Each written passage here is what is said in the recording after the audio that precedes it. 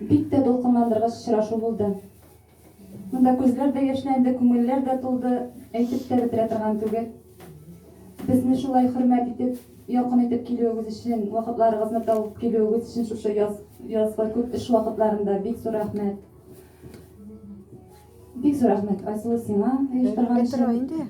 Матур итеп җырлаган апаларга, җылы сүзләрегезгә без күңелләр бик тулды инде. Бер шигырь белән генә тәмамлап куйыйм. Бик рәхмәтле булыр идек.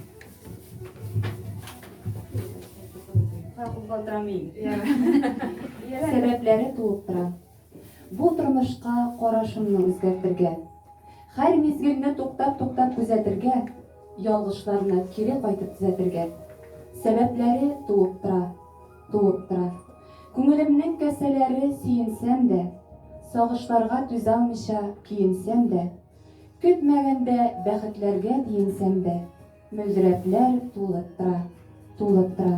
Янар өчен, кияр өчен, сөяр өчен, сыгылганда башны түбән ияр өчен, уянуга шөкер Раббым дияр өчен.